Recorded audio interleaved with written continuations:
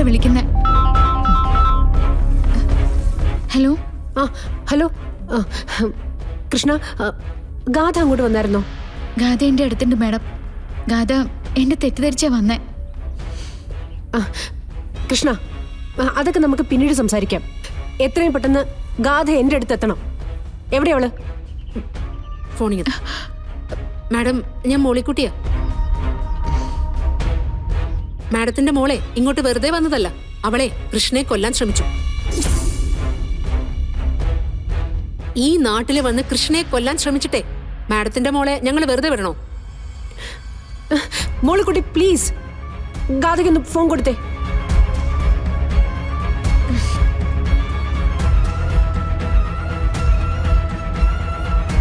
Mummy. മോളെ മോളെ എത്രയും പെട്ടെന്ന് മോള് തിരിച്ച് മമ്മിയുടെ അടുത്തേക്ക് വാ. നീ വന്നില്ലെങ്കിൽ പിന്നെ നീ അന്വേഷിച്ചു വരുമ്പോഴേക്കും ഞാനിവിടെ ജീവനോടെ കാണില്ല. മമ്മി, നിന്നോടല്ലേ പറഞ്ഞത് തിരിച്ച് വീട്ടിലേക്ക് വരാൻ? ഉടനെ വന്നേ പറ്റൂ. ശരി.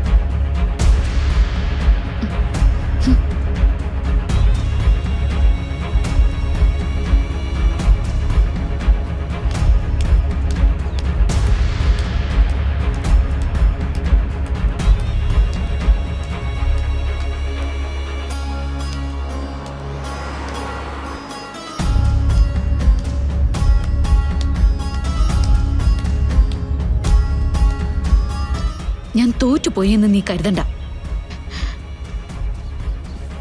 എന്റെ പൊന്നു മോളെ, മനുഷ്യരായാലേ അല്പം നാണം വേണം.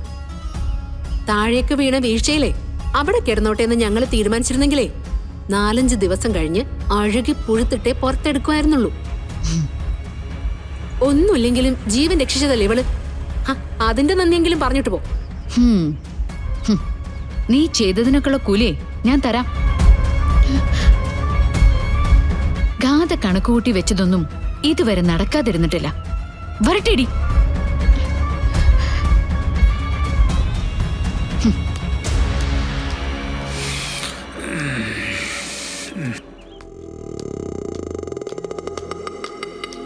தலைவி வணக்கம்.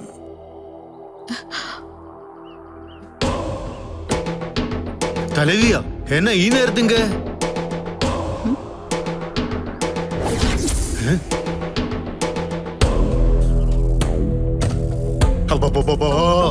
എന്താ ഇത്?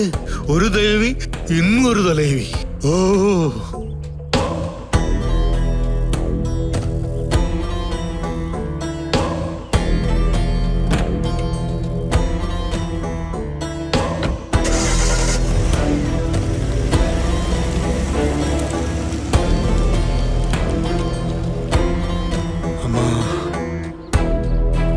ഞാൻ കണ്ടു. എൻ തലയുടെ വിശ്വരൂപം ഞാൻ കണ്ടു. നീങ്ക വെറും പിറവിയല്ലേ, നീങ്ക കടവുൾതാൻ.